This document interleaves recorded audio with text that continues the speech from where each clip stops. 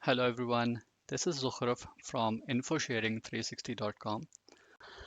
Okay, so Microsoft has this built-in text-to-speech feature and that is able to read your document or text.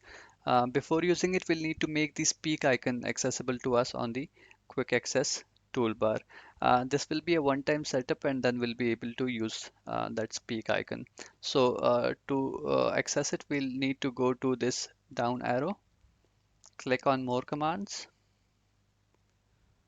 Then select all commands from this drop down menu.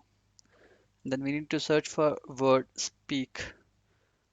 I pressed letter S so that I can go directly to all the words that starts from letter S. And then we need to look for word speak. Speak.